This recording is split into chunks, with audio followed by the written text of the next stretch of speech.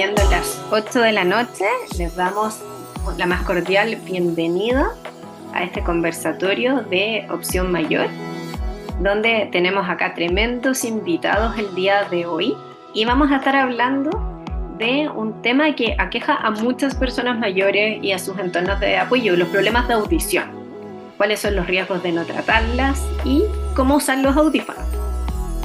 Para eso, el día de hoy tenemos invitados multirregionales. Tenemos a Mauricio Muñoz, quien es geriatra, jefe de la Unidad de Rehabilitación Ambulatoria del Instituto Nacional de Geriatría de Chile.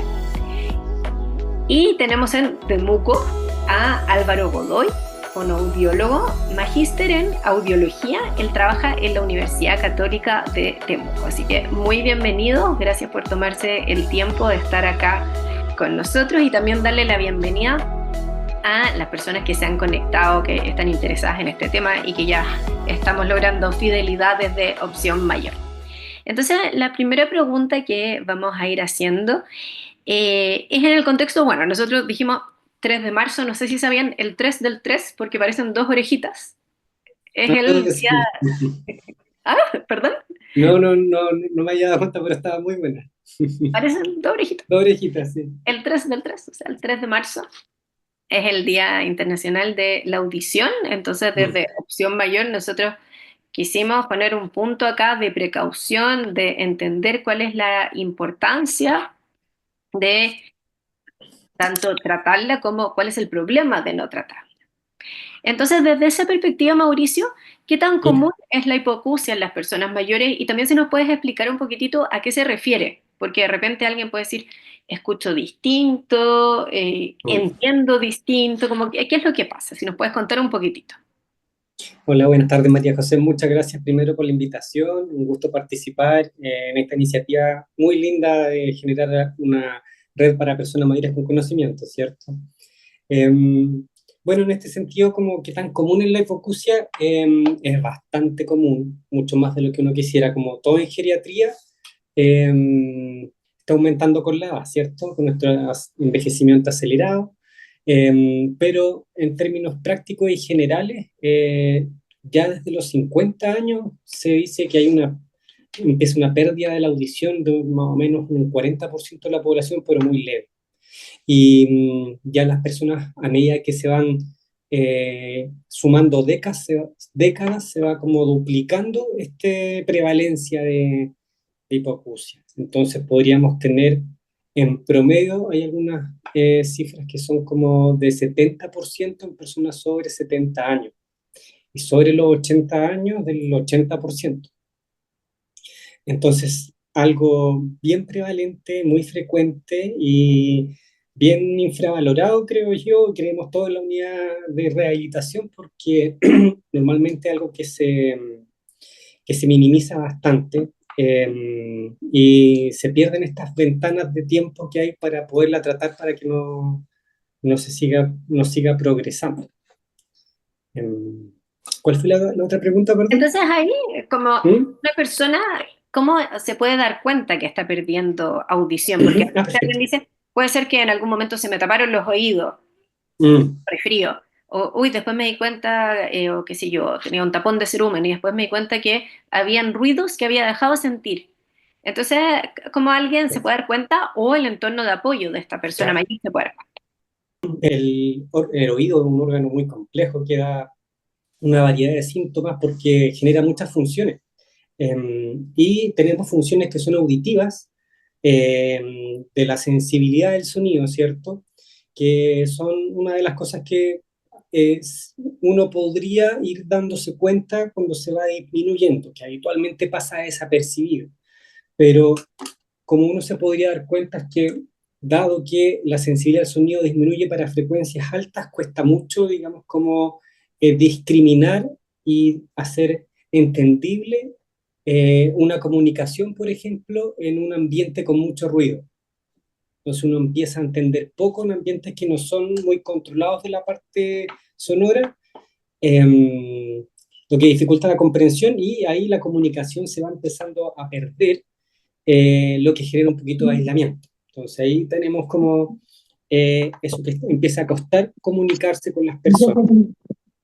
Em, También hay a veces estos como pitidos, ¿cierto? Como tinnitus que se llaman, que son sonidos como de alta frecuencia que uno siente, que son uno de los primeros síntomas también de la presbiacusia, que cuando se va disminuyendo la capacidad auditiva.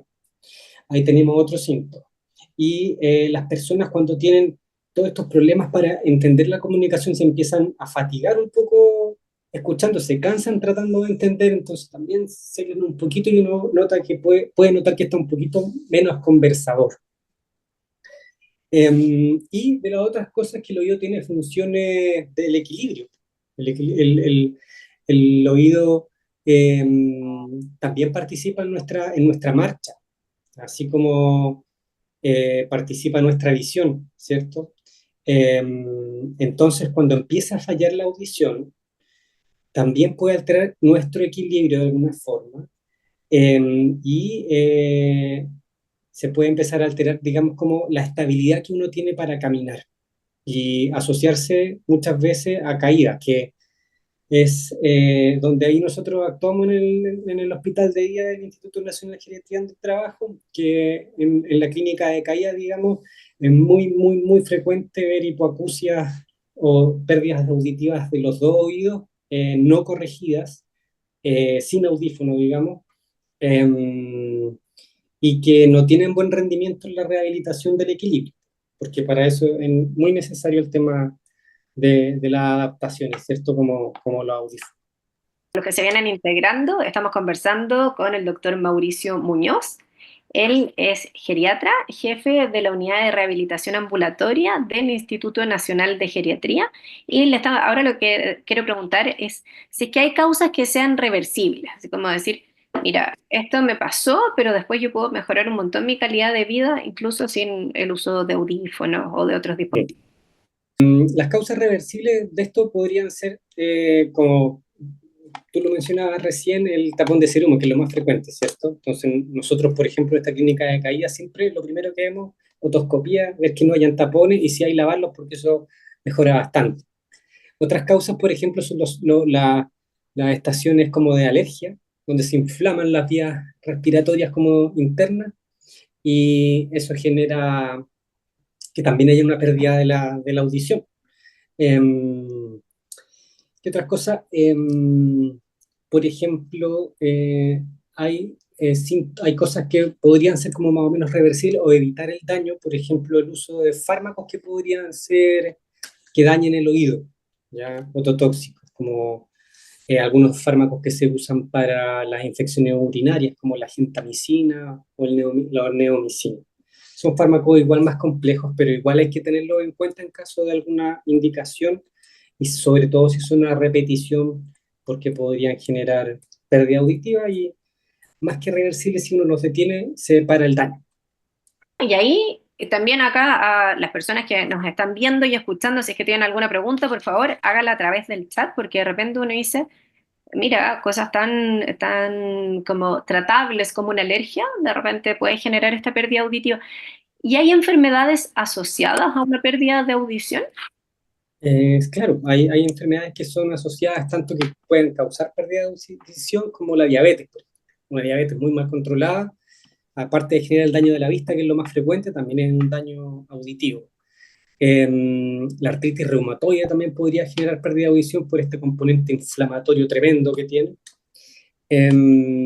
Y la pérdida auditiva también puede generar algunas enfermedades como, por ejemplo, el deterioro cognitivo. Al tener este aislamiento social, esta baja en la participación, pueden debutar con disminución del rendimiento mental, digamos, y depresión. Y eso impacta en lo que es el día a día.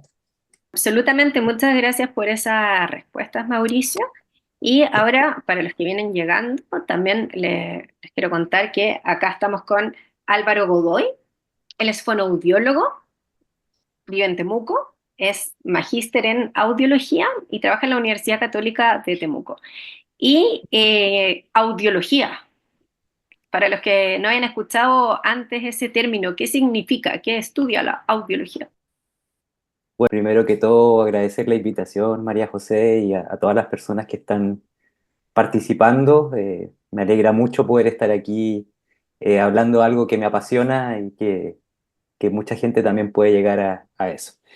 En relación a tu pregunta, bueno, la audiología es en sí el estudio de la audición, ¿ya? Por lo tanto, tal como decía Mauricio, las distintas funciones que nosotros tenemos en el oído están dentro de lo que es la audiología.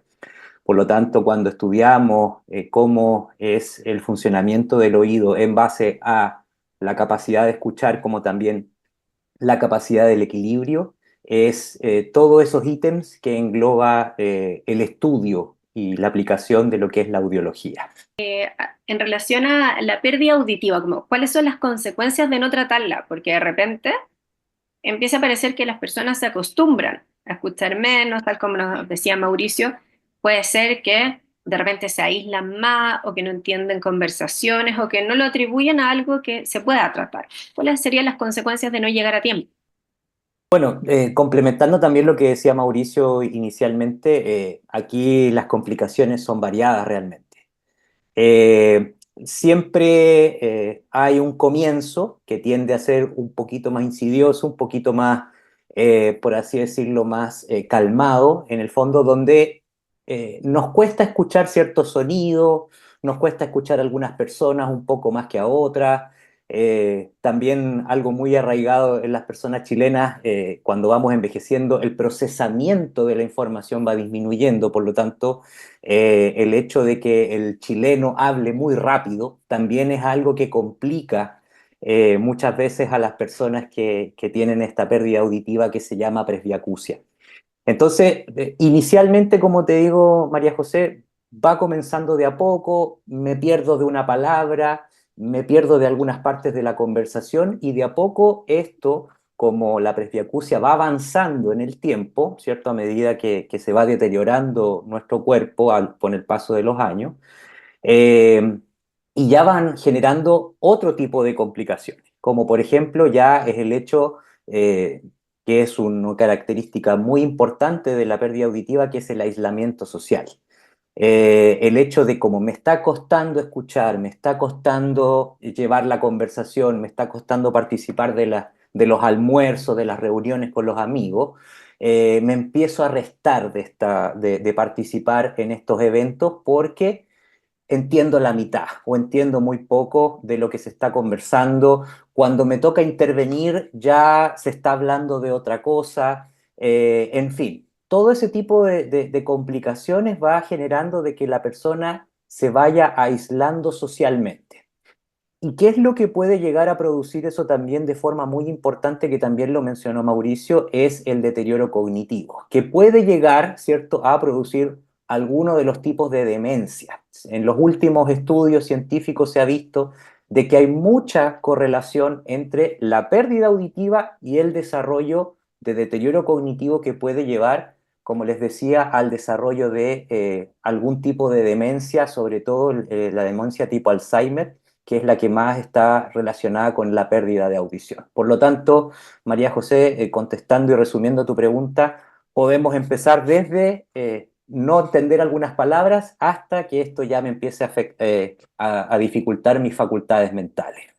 Y ahí, muy importante lo que nos dices, Álvaro, porque varias personas de las familias puede ser que necesiten algunos tips de cómo conversar con estas personas, cómo integrarlas, si es que hay algún consejo que se pueda dar desde lo ambiental. Yo he escuchado, usted me dice si es que está bien o mal, porque yo soy psicóloga, yo veo otro tipo de cosas, pero que por ejemplo, si es que uno se acerca a ciertos ángulos de las murallas, se escucharía mejor. ¿Eso es verdad o es un mito?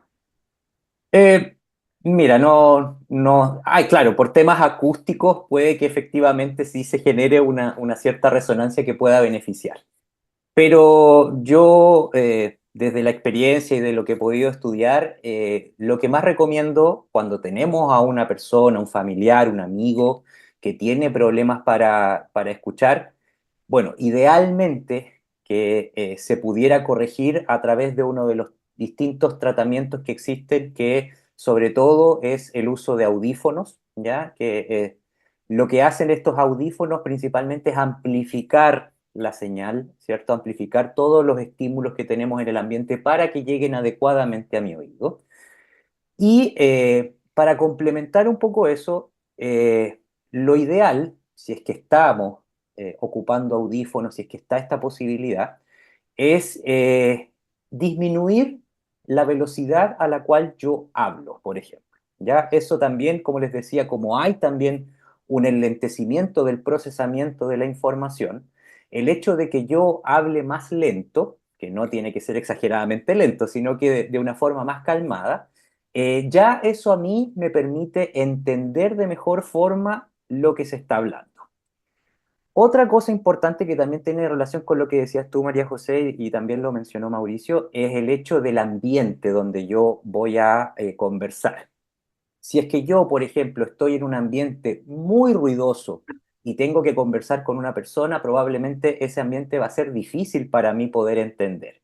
Entonces, si yo puedo manejar un poco ese ambiente, llevar a la persona, ¿cierto?, a que hablemos de frente, por ejemplo, que es la mejor forma de comunicarse con una persona que le cuesta escuchar, ya tengo ahí algunas estrategias que me permiten poder llevar la información directamente a los oídos y que se pueda entender de mejor forma.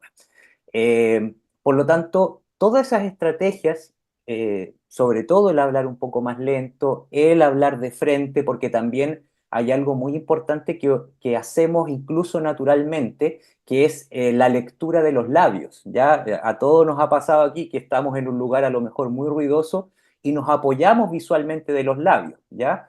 Eso también es una estrategia que la persona con pérdida auditiva va a utilizar. Entonces, si yo le Oye, hablo de frente, le Álvaro, y ahí hablo más también lento, de repente ¿sí? uno piensa como cuando las personas tienden a gritar. Entonces, si es que uno se pone en el lugar del que escucha menos y en el fondo que ya te complica esto de estar como socialmente involucrado porque no entiende y más encima te gritan, de repente te puedes sentir atacado porque no verbalmente igual me está llegando un volumen, me está llegando como una impresión de que el resto puede estar siendo un poco agresivo conmigo. Entonces, muchas gracias por esos tips.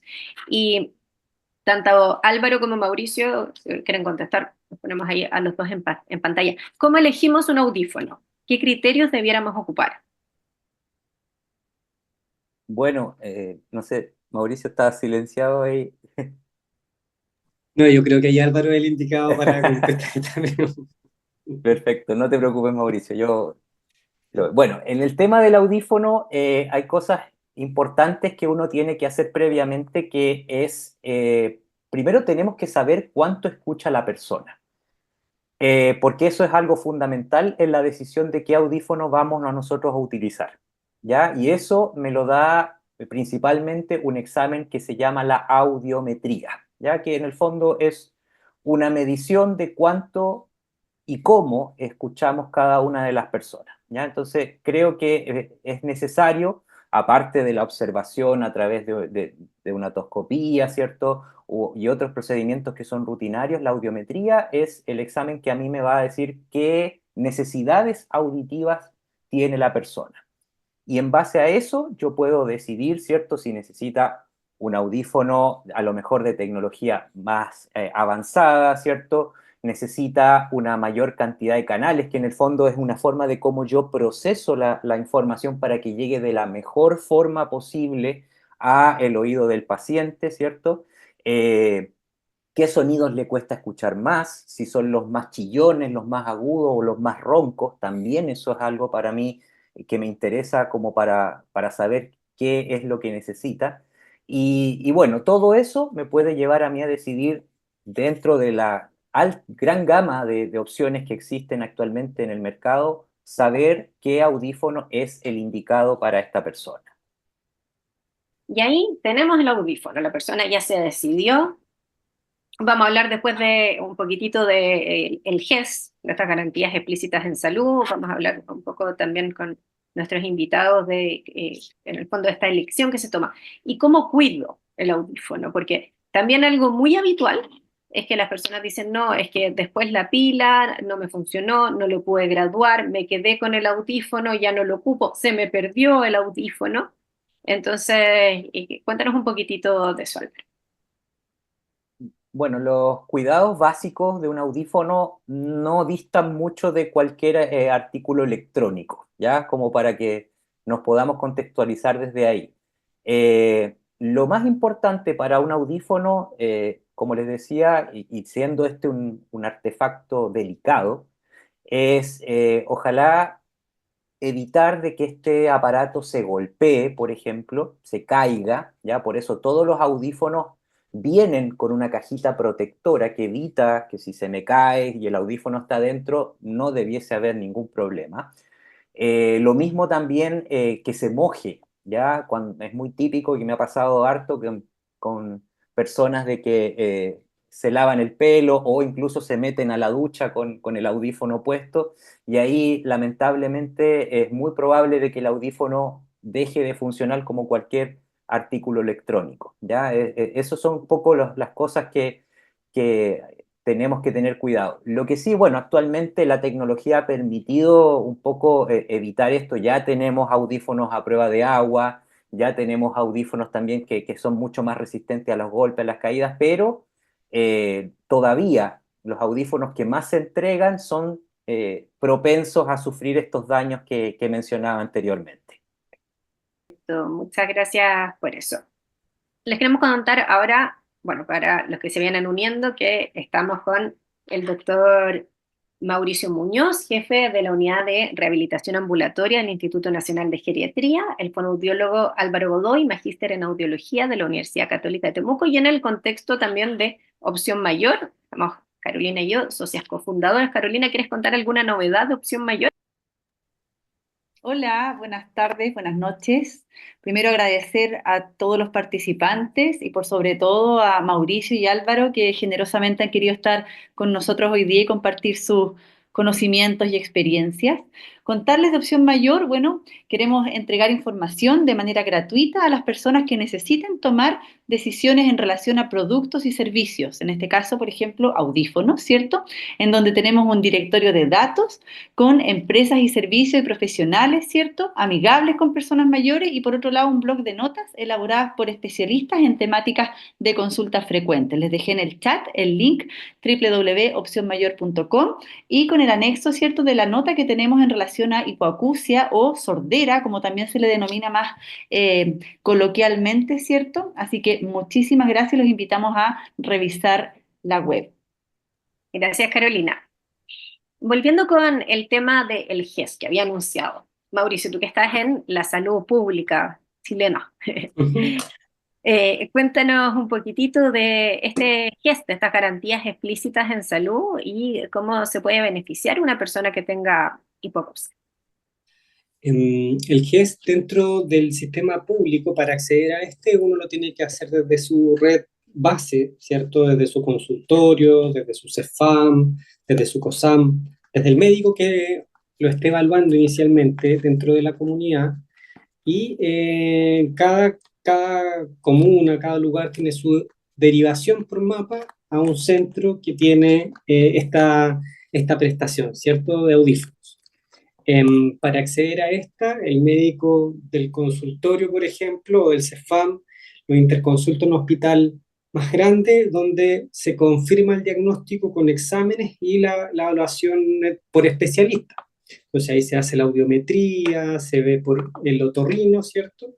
Y si se confirma que hay una pérdida de la audición por audiometría y por,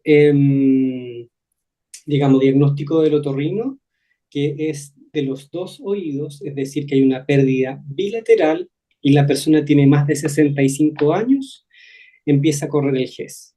¿Y qué significa que empieza a correr el GES? Que hay tiempos que son específicos para la entrega, para el diagnóstico, por supuesto, para la entrega del equipo, y eso también conlleva a lo que significa una evaluación por también fonoaudiología, en donde se integra un poco, además del uso del audífono, la rehabilitación auditiva y los controles que tenga que tener el equipo de forma seriada. Esto, para resumir en el fondo, es como para personas que tienen pérdida bilateral, es decir, de los dos oídos, que ahí sí se activa el GES, sobre los 65 años, y es de copago cero para personas que son de FONASA, cualquiera sea el tramo, no tiene costo. Ahora, para ISAPRE hay un costo asociado. Esto se puede activar desde una clínica, por ejemplo, o desde el sistema de salud privado. Igual, también se tiene que confirmar con otorrino, se tiene que confirmar digamos, con audiometría. Y ahí tiene un copago, eso sí, que anda cerca de los 60.000 pesos para ISAPRE. Y así se accede al uso del audífono. Muchas Por gracias. ejemplo. Y también hablando desde la salud pública, desde Ujú, tu rol en el Instituto Nacional de Geriatría, cuéntanos cuáles son las ofertas de servicios con las cuales ustedes cuentan. ujú. Contarles que este conversatorio queda grabado en nuestro canal de YouTube, entonces que ustedes pueden verlo las veces que quieran, recomendarlo a los amigos, hacer clases con nuestro conversatorio. Entonces esta información es muy útil. Bueno, nosotros en el Hospital de Día somos una unidad de rehabilitación ambulatoria. Dentro de la parte auditiva, como esto está muy relacionado con la marcha, con el balance, hay una evaluación que se hace por fonoaudiología para primero hacer otoscopía, hacer lavados de oídos y también enlazados con el uso de audífonos para, por ejemplo, enseñar en el correcto uso, enseñar en las calibraciones que haya que hacerle y también en la adherencia a estos equipos, que eso es muy bajo, lamentablemente. Cuesta un poco adherir al uso del audífono, sobre todo cuando ha pasado mucho tiempo de que no hubo audífono.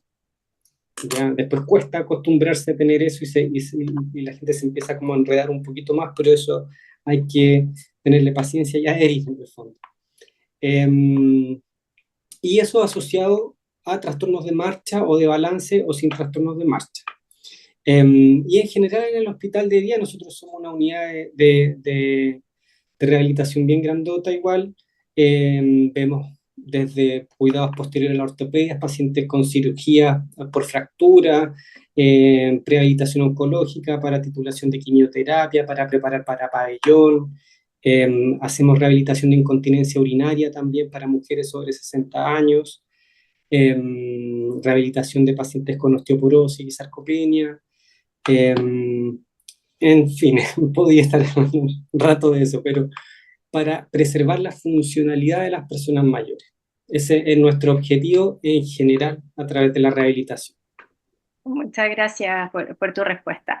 Y pasando un poco al tema, porque hay tras bambalinas, escuchamos de repente algunos audífonos qué sé yo, con inteligencia artificial. Estábamos hablando también de ciertas cirugías, así como cosas que a uno le suenan muy tecnológicas y muy innovadoras. Y también de repente se habla del implante coclear. Ya hemos Ujú. tenido personas mayores que nos han preguntado al respecto. Si nos puedes contar un poquitito como quiénes se benefician, cómo es el Ujú. proceso. Mira, es un poco más complejo, eso sí, como para que se entienda muy brevemente, el implante coclear es un dispositivo que va por fuera de la cabeza con un procesador y va conectado hacia adentro del oído, ya hacia el nervio, digamos, que es la parte que nace desde la cóclea. Em, y esta parte que va interna se instala de forma quirúrgica y esto es un estimulador que le tira electricidad hasta este nervio para que se despierte. Eh, lo malo del implante coclear son sus costos, que no son baratos, por lo cual no es un uso masificado. Eh, Está indicado cuando hay un tipo de hipoacusia específica o un tipo de disminución de la audición que no es como por ejemplo, por un tapón de cerumen. Es cuando se echa a perder este nervio, a donde va el implante coclear. Y esa hipoacusia tiene que ser moderada a severa, y ahí tiene la indicación del implante coclear y se ha visto que en personas mayores de 80 años hay un par de estudios que es seguro, son eficaces y se podrían usar siempre y cuando haya pérdida que sea moderada o severa. En Chile uno lo podría postular desde la ley Ricarte Soto, pero esto al mismo tiempo pasa por un comité que autoriza o no la indicación al respecto de los antecedentes que tenga el paciente. Ya, muchas gracias por eso. No, no sabía lo de la ley Ricardo de Soto. Álvaro, ¿quieres complementar lo que nos está contando Mauricio desde tu experiencia, desde lo que te ha tocado ver? Sí, de todas maneras. Bueno, complementando un poco lo que decía Mauricio, efectivamente eh, se ha visto que en personas mayores todavía este implante coclear es como una alternativa, ya no es algo que uno pueda decir voy directamente al implante coclear. Eso en algunos países más desarrollados sucede, pero en Chile todavía no. Eh, bueno, tal cual porque los costos son muy altos, ¿ya? Y todavía se está beneficiando a las personas que a través del uso de audífonos no logran satisfacer sus necesidades comunicativas. Eso es un poco a lo que va, que lamentablemente la amplificación del audífono no es suficiente para este oído tan dañado que poseen algunas personas, y es ahí donde se piensa en este implante coclear. Por lo tanto, lamentablemente el GES para personas mayores no lo cubre, sino que tenemos que hacerlo mediante otra alternativa que es, como decía Mauricio, a través de la ley Ricarte Soto. Entonces, ahí tenemos que postular a la persona con una gran cantidad de resultados de evaluación que avalen, en el fondo, de que es necesario y de que el audífono no le sirve. ¿Ya? Eso es fundamental porque todas esas pruebas se hacen con un audífono que debe estar en pleno funcionamiento, correctamente calibrado, y aún así esa persona no logra ver los beneficios de esa amplificación. Entonces, cuando tenemos esa evaluación que me dice no funciona bien con los audífonos, pensamos en este sistema implantable, que tiene que haber una intervención quirúrgica para, por así decirlo, bypassear esa estructura tan dañada y poder llevar la información hacia una estructura un poquito más conservada y que permita que llegue hasta nuestra corteza cerebral esa información auditiva. Álvaro, ¿y esa evaluación lo hacen ustedes los audiólogos? ¿Quién hace esa evaluación? Sí, ya. Sí, exacto.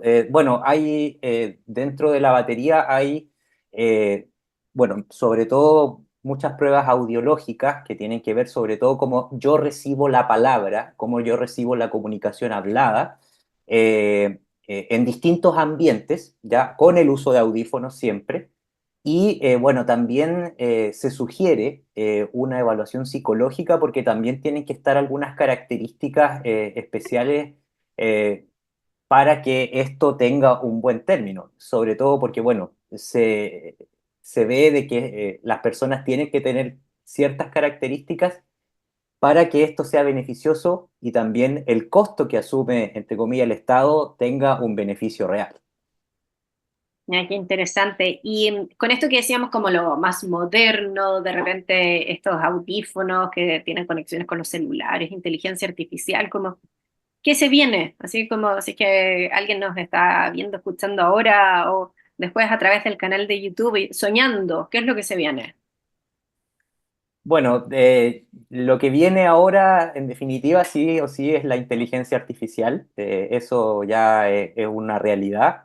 Y tenemos distintas marcas de audífonos que están con esta tecnología actualmente.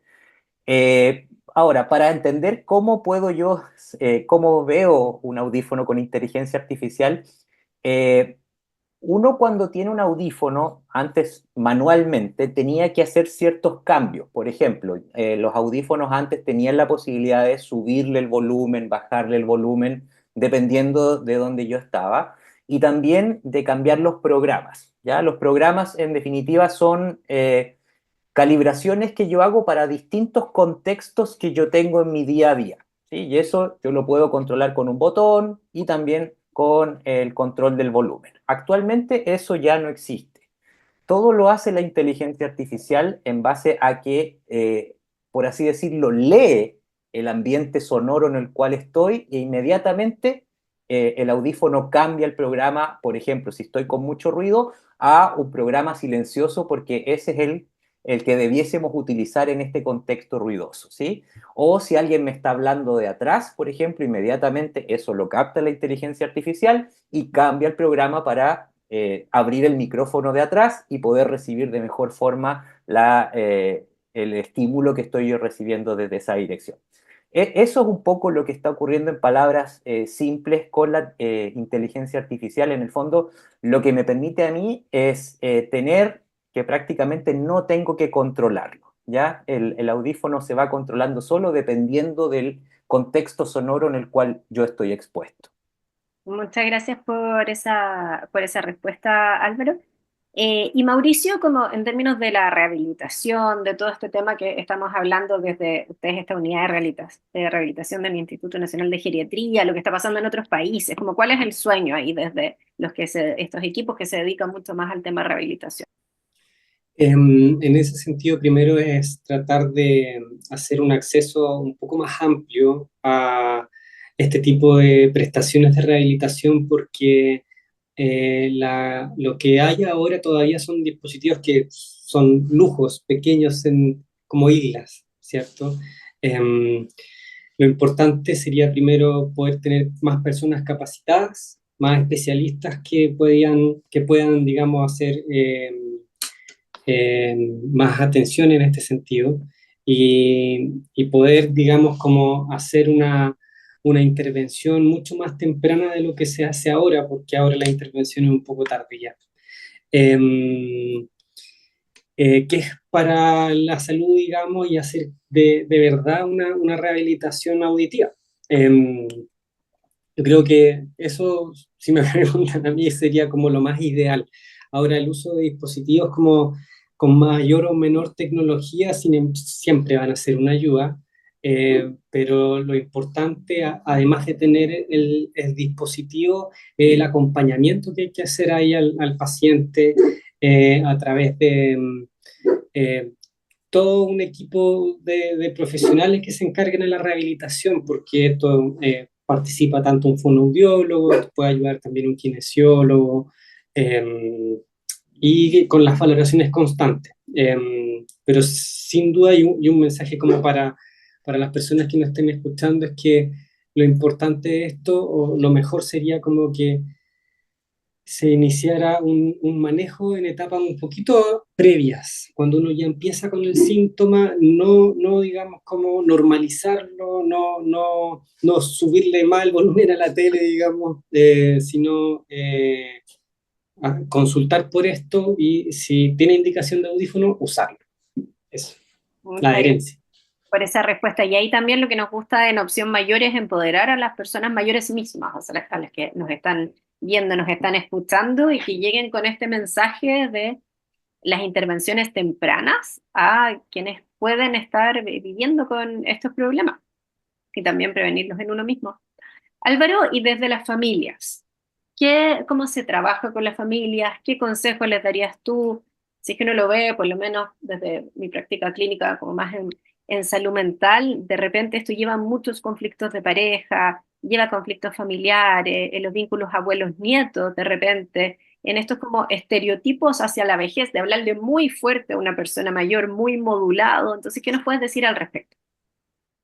Sí, bueno, el tema familiar, María José, es realmente importante aquí porque sin duda que este tipo de ayudas, ya que estoy hablando en este caso del audífono, lamentablemente, y se ha comprobado en muchos estudios, sin el acompañamiento, sin el apoyo familiar, sin una rehabilitación auditiva, no tiene ningún efecto positivo. Y eso que quiero que quede muy claro a las personas que están en este momento y las personas que van a ver esto más adelante.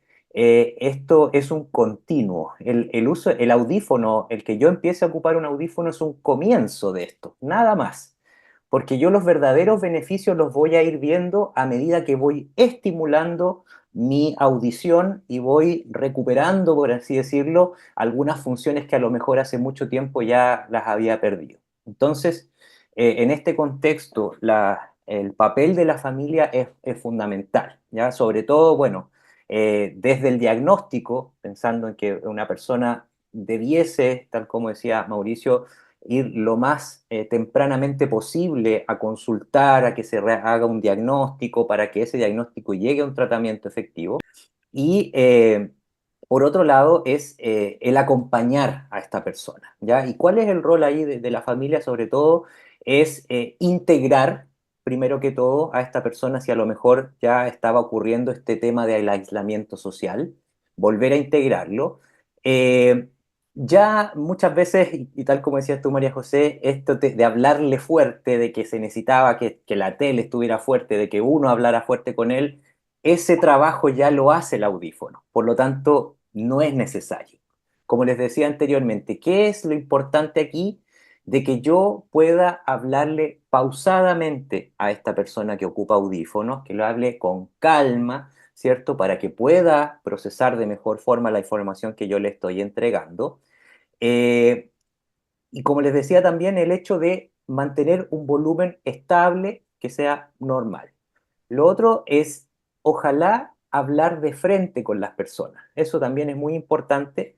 Si es posible, en un ambiente iluminado, ¿ya? Porque también recordarles que les decía yo, es muy común de que las personas se apoyen de la lectura labial, ¿cierto? Cuando les cuesta entender parte del mensaje. Y otras estrategias que también me gustaría entregarle a la familia es algo, bueno, anticipatorio, que eso también es presentarse, ¿cierto? Hacer saber si es que hay alguna persona que no sabe de que hay una persona con pérdida auditiva que usa audífono y que probablemente necesita ciertas características para poder entender mejor si es que vamos a compartir con otras personas. Y otra cosa importante es asegurarse de que la persona que ocupa audífonos entendió lo que se le está diciendo. ¿Sí? Eso también creo que es algo bien importante de uno tenerlo siempre ahí, de saber, eh, ¿entendiste lo que acabamos de conversar? ¿Pudiste captar bien todo? ¿Faltó algo? ¿Quedaste con alguna duda? Todo ese tipo de cosas creo que también son súper importantes de poder tener como estrategia para que esa persona en definitiva pueda comprender absolutamente todo lo que se conversa con él o con ella. Y ahí también, muchas gracias por esa respuesta, porque pensaba, varios profesionales de la salud, amigos de Opción Mayor que vemos que están conectados y que también nos pueden ver después a través de nuestro canal de YouTube, de repente lo que ocupan es esta estrategia como dual. En el fondo, van explicando de manera verbal, pero van haciendo como cierto esquema o van utilizando como formas gráficas. Ahí, tanto Álvaro como Mauricio, ¿qué nos aconsejan a colegas de ustedes, profesionales de la salud, o alguien que tiene que entregar información? ¿Cuáles serían los mejores mecanismos? Yo creo que igual Álvaro lo dijo claramente algunas cosas bien importantes que son, por ejemplo, el ambiente que hay que tenerlo controlado, la iluminación y no gritar en el fondo, ¿ya? Con una prosodia adecuada, digamos, con hablar de forma un poquito más lenta, un poquito más modulado, tampoco caer en la exageración. Uno podría tener una comunicación efectiva con un paciente con hipoacusia. También Álvaro, si es que quieres complementar esa respuesta. Sí, de todas maneras, tal como decía Mauricio, esas son cosas súper importantes. Y en el ejemplo que ponías tú, María José, creo que es súper válido el hecho de que si uno tiene que explicar algo un poquito más complejo, el poder esquematizarlo, yo creo que está súper bien. Solamente agregar de que si se va a ocurrir eso, si es que yo voy a hacerle un dibujo o algo, hacerlo por turnos, ¿cierto? Si yo le voy a hablar, estamos mirándonos y yo le voy a hablar. Si estoy dibujando, ahí probablemente ya no le voy a seguir hablando porque necesito que muestre esto, porque ya probablemente va a perder cierta información si no está concentrado, por así decirlo, mirándome y escuchándome atentamente. Entonces, eso sería lo único adecuación que haría yo si es que necesito esquematizar algo, por ejemplo, de hacerlo por turnos. Voy a hablar con él directamente, hablamos perfecto, y si nos toca esquematizar, lo hacemos en otro momento. Súper. Y también ahí contarles que nosotros como Opción Mayor en el rubro de economía plateada, todos los productos y servicios para personas mayores, ayudamos a la transformación organizacional. Entonces también existe trabajo con las empresas para enseñarles a manejar todo este tipo de circunstancias y evitar la discriminación por edad. O cuando piensen, un tercio de las personas mayores sigue trabajando. Entonces de repente en los ambientes de trabajo, cuando alguien tiene algún tipo de hipoacusia, la gente no sabe muy bien qué hacer. Entonces invitar a quienes lo están viendo, escuchando y luego a través del canal de YouTube, si es que necesitan hacer alguna transformación en su empresa también, esa es una situación en la cual podemos asesorarlo. Carolina, ¿tú tienes algunas preguntas que te han llegado a través del WhatsApp de Opción Mayor? Sí. Bueno, complementando un poquito lo que estabas planteando en relación la asesoría y el apoyo a las empresas, por un lado, ¿cierto? Están los funcionarios o colaboradores, ¿cierto? Que pudiesen tener algún grado de déficit sensorial, ¿cierto? Auditivo, pero por otro lado también está cómo abordamos a personas que llegan a consumir los servicios de productos, ¿cierto? A estas empresas. ¿Cómo se atienden? ¿Cómo mejorar la experiencia usuario de estas personas? En ese aspecto también hacer el llamado a atención de considerar los derechos, ¿cierto?, de consumidores, en ese aspecto como consumidores y poder también, si tienen la necesidad, ¿cierto?, o quieren mejorar sus servicios para las personas mayores, nosotros también poder apoyarlos. En relación a las preguntas, la verdad que están asociadas desde el punto de vista bien práctico. Acá refieren en relación a poder no, cuando voy a los restaurantes, mi audífono no funciona. Entonces, ¿cómo poder explicar, cierto, que para qué, en qué circunstancias o cuál es el objetivo del uso del audífono? Porque genera frustración el que cuando me quiero juntar con mis amigos, estoy en una reunión familiar, mi audífono no funciona. No sé si Álvaro o Mauricio nos pudieran dar más tips, ¿cierto?, en relación a esto para poder facilitar, ¿cierto?, y mejorar el uso, porque a lo mejor las expectativas del uso también ahí pueden estar más equivocadas, ¿cierto? Sí, de todas maneras. Bueno, ese contexto, esa situación que se señala es probablemente uno de los retos más grandes cuando estamos trabajando con una persona con audífono, ya que claramente un audífono lo que hace, ¿cierto?, es amplificar los sonidos del entorno. Entonces, muchas veces ocurre de que este va a captar absolutamente todo, el sonido de los platos, ¿cierto? La música ambiente. En el fondo se genera una gran cantidad de ruidos que me imposibilitan poder entender de buena forma a la persona con que estoy conversando o si es que hay más personas. En ese caso, para las personas que ocupan audífonos, yo les quiero pedir, ¿cierto?, que a la persona que los atiende, a la persona que les calibra el audífono, les genere un programa para ese contexto, ¿ya? Porque el audífono ofrece alternativas, ¿ya? En el sentido de que, por ejemplo, yo puedo, a través del software de calibración, generar de que el micrófono, que es un micrófono que generalmente está abierto, ¿cierto?, para captar absolutamente de todos lados, pueda generar una direccionalidad hacia la persona que, por ejemplo, tengo al frente y evite recibir los sonidos que están pasando atrás mío, por ejemplo. Entonces, hoy en día, esa tecnología nos permite generar programas específicos para situaciones donde tenemos una gran competencia de sonidos y necesitamos efectivamente tener algo un poquito más controlado, ¿cierto? En este caso, las personas que estoy conversando. Por lo tanto, el llamado aquí es que estos audífonos actualmente tienen la tecnología, pidan un programa para un contexto como ese, ¿cierto? Un programa de restaurante, un programa de un bar, por ejemplo. Eso es algo que podemos hacer a través de esta calibración del audífono.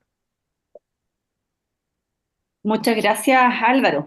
Por otro lado, también nos mencionan qué opinan del uso de las tablets que tienen dictado, ¿cierto? Y que en el fondo pudiese ser una forma de comunicación.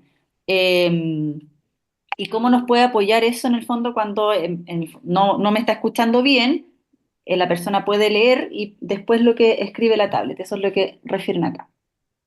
Todas las estrategias comunicativas en este sentido pueden ser válidas si son usadas de forma correcta. Por ejemplo, como decía Álvaro, es importante no sobrecargar de información a la persona dándole dos comandos por distintas vías, ¿cierto? No diciéndole, por ejemplo, usemos esta tablet que va a dar una instrucción por mientras tiene una instrucción distinta verbal. Sí se pueden utilizar, pero yo para eso igual pediría quizás en algún centro de salud alguna asesoría en el uso de este tipo de instrumentos que se pueden usar por algún profesional, tipo terapeuta ocupacional podría ser como para generar adaptaciones al uso de esto, hacer un poquito también quizás de educación en tecnología, que hay profesionales del área de la rehabilitación que también se encargan de enseñar a las personas, por ejemplo, a eh, usar una tablet con las funciones básicas, ¿cierto? Abrir un programa que puedan independizarlo un poco en el uso y no estén dependiendo de otra persona. Y también aconsejar quizá en el tipo de uso de algún instrumento ya más específico, quizás que pudiera, digamos, como servir a propósitos más particulares.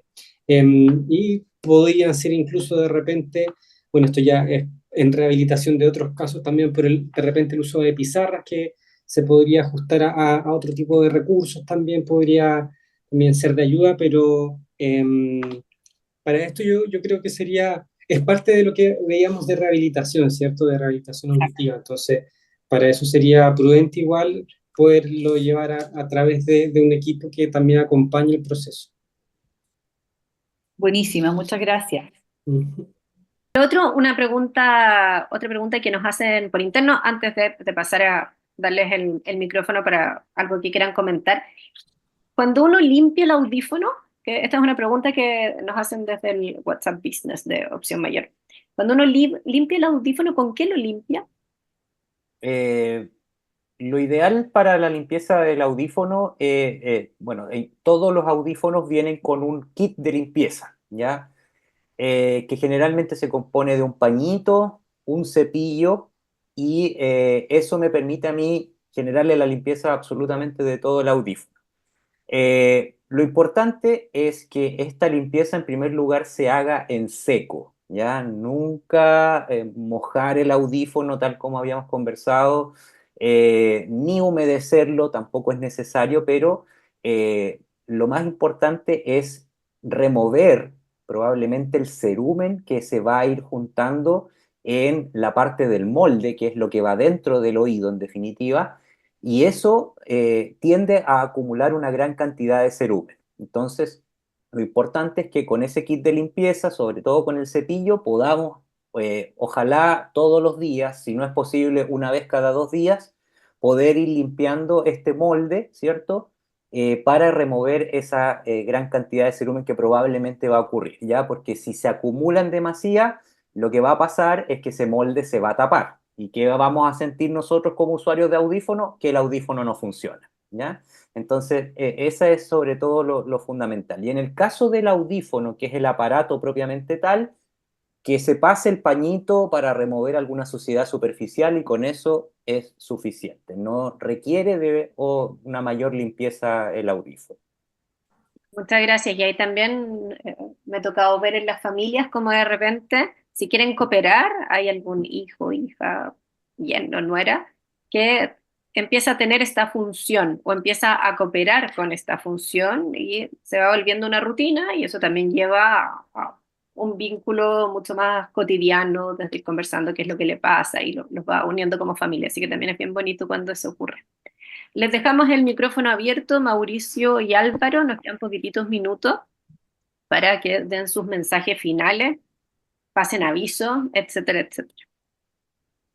Yo como mensaje final me gustaría que a todas las personas que tienen algún tipo de discapacidad, por ejemplo, dificultad en poder participar, quizás la familia es un súper buen elemento ahí para promover la participación, ¿cierto? No dejar a las personas que tienen esta dificultad que se sigan aislando.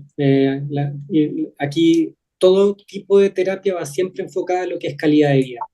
Y nuestra calidad de vida se da como nosotros disfrutamos un poco, participamos con nuestro entorno. Entonces, como a modo de remate final, yo diría que promover la participación y estar con estas personas, con estos pacientes, es algo muy importante. Muchas gracias, Mauricio. Álvaro. Sí, primero que todo, cuidarse, ¿ya? Estamos en un mundo cada vez con más estímulos sonoros de alta intensidad, ¿ya? Estamos en un mundo de mucho estímulo y hay que cuidarse los oídos, ¿ya? Y este llamado no es solamente para las personas mayores, sino que para todas las personas, porque el ruido afecta nuestra audición, ¿ya? Eso, sin duda y lamentablemente, esa pérdida va siendo irreversible. Entonces, cuidarse de no exponerse en demasía, primero que todo, a ruidos muy intensos. Lo otro es que si notamos, como decía Mauricio, alguno de los síntomas que nos detalló muy bien, es por favor acercarse, mencionarlo con la familia, mencionarlo si le toca su control de médico, ¿cierto? En todos esos contextos es bueno poder ya manifestar que está ocurriendo algo para poder generar ese diagnóstico lo más tempranamente posible. Y por otro lado, si es que ya nos toca ocupar audífonos, si es que llegó ese momento que no sé si a todos les gusta mucho, ¿ya? Y lo entiendo, porque también muchas veces hay un tema estético que no me gusta y como le digo, lo entiendo, pero también creo que la calidad de vida sin duda va a mejorar. Y recuerden, como les decía anteriormente, el audífono no es un oído nuevo, lamentablemente. Ya la tecnología todavía no ha generado todo lo que el procesamiento que hace nuestro oído, ese procesamiento maravilloso, pero sí genera una oportunidad muy importante de volver a participar, de volver a conversar, de poder asistir a las reuniones, de poder a lo mejor volver, si es que en algún momento dejé de hacerlo, a esas actividades que a mí me gustaban. Y entre más yo pueda ocupar este audífono, entre más pueda yo estimular mi corteza auditiva, mi vía auditiva, mejores van a ser los resultados a la larga. Así que el llamado sobre todo es a no decaer, ¿ya? Si no me gustó inicialmente, darle una oportunidad más, utilizarlo, y les digo que realmente vale la pena poder hacer ese esfuerzo de mantenerlo, porque los beneficios reales vienen con el uso del audífono. Muchas gracias, Álvaro. Nos quedamos con ese mensaje final. Primero, nunca es tarde para escuchar mejor, que los beneficios vienen desde esta adherencia, que vienen desde la prevención, y también ese es el espíritu que tenemos en Opción Mayor. Así que agradecerles a todos por estar conectados, agradecerles a nuestros fieles auditores y auditoras, y vamos a estar contándoles de nuestros próximos conversatorios de Opción Mayor a través de nuestro canal de YouTube, a través de nuestro Instagram, LinkedIn y Facebook. Así que los esperamos para los conversatorios venideros, y estén muy bien. Agradecidísimas del tiempo de Álvaro, Mauricio y todos los que se conectaron el día de hoy. Estén muy bien. Muchas gracias. Gracias. Estén muy bien. Chao.